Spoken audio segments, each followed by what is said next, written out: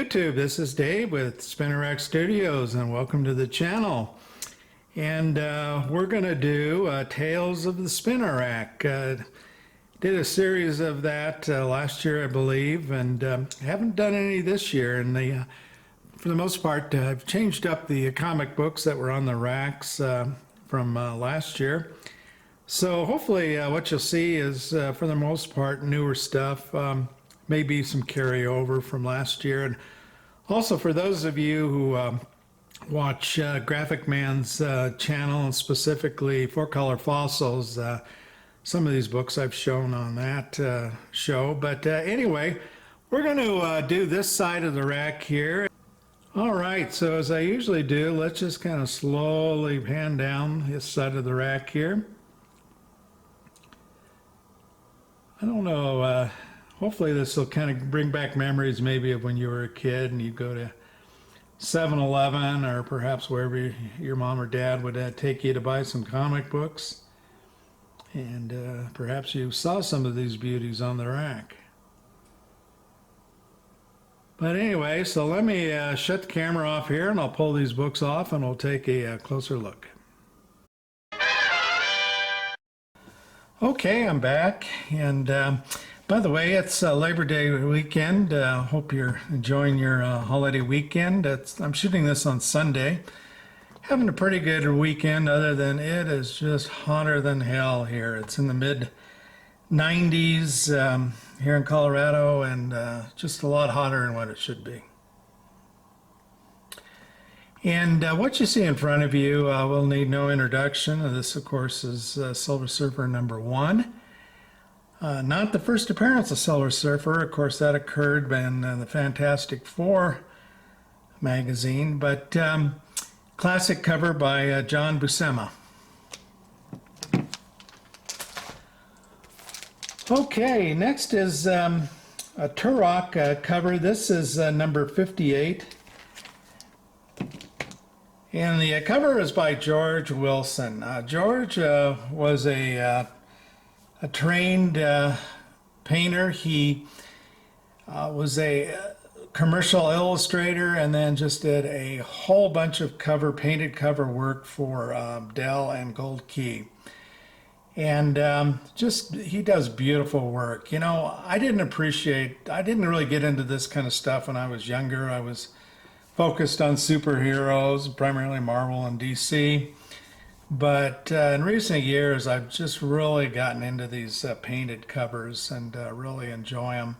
This one's kind of an interesting one. You've got some Native American Indians there, and then you've got some kind of prehistoric type water creature. And then if that's not enough, you've got aliens in a spaceship. And you can see the one alien here. He's not doing too well. Okay, next is a kid called Outlaw, number 196. And of course, this is a reprint.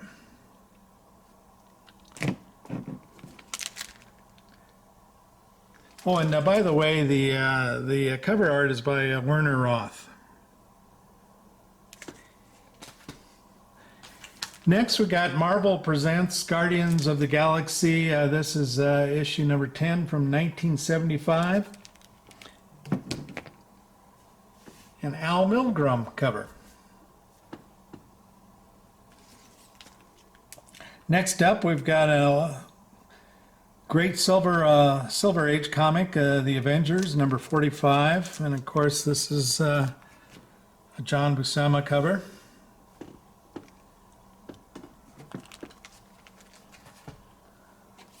All right, next up is Blackhawk.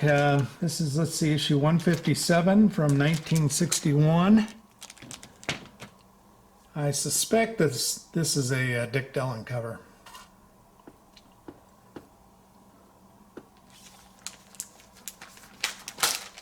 And then next is Hulk 122.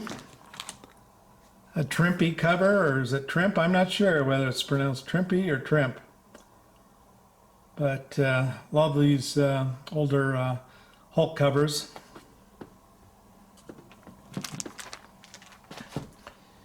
Next, we got Daredevil number 28 from 1964. And of course, this is a Gene Colan cover. Next, we got Superboy number 92.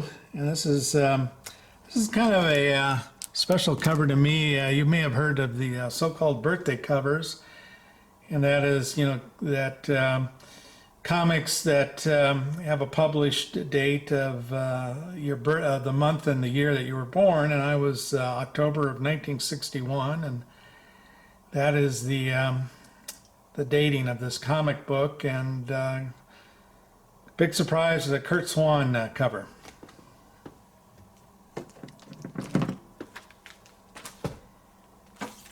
Okay, this is Invaders number 7. 1976, Jack Kirby cover, and I believe this is the first appearance of that vampire-looking character named Baron Blood. Now going back to 1967, this is Turok, Son of Stone, number 55. And yet another one of those beautiful George Wilson painted covers. I just love these things. Really trying to pick up more of them.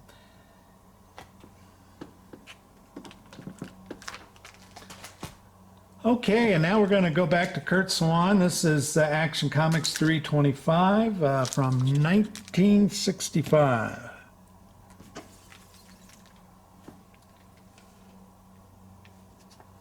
Next, we have Star Spangled War Stories. This is from 1966, Ross Andrew cover.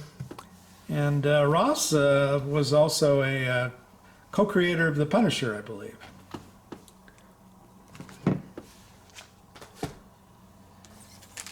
Next, this is Tonto number 6, 1952, yet another painted cover.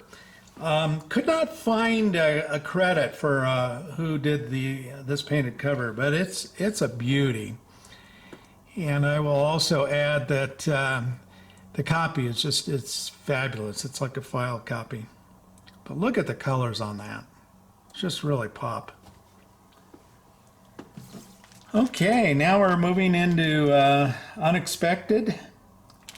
This is 1973. Issue 147, a Nick Cardy cover.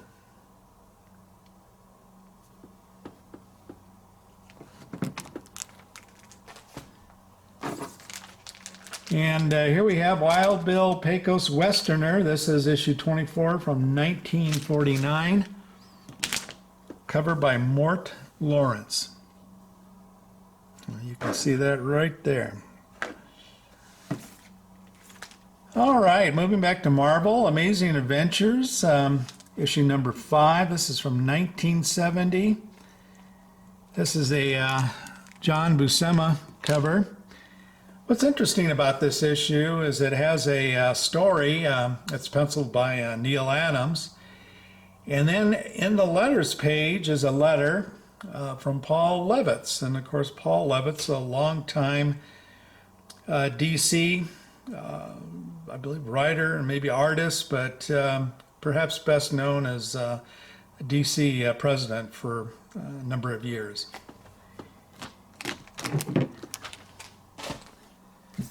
Okay, Avengers number 43, another John Buscema cover, and of course this is the first appearance of Red Guardian.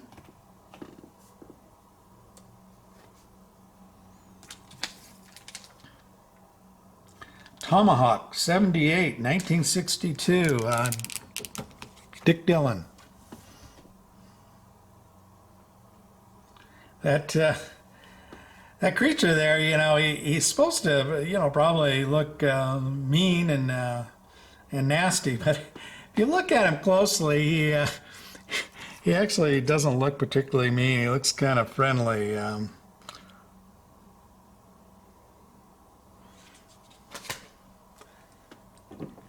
Okay, Unknown Worlds. This is issue number 1, 1960. A Kurt Schaffenberger cover.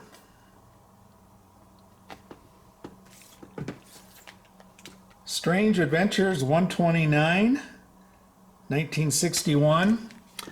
This is a Murphy Anderson cover, and Murphy Anderson was a long time fixture in comic books. Started his career back in the early golden age. I think he worked for the Iger studio back in those days.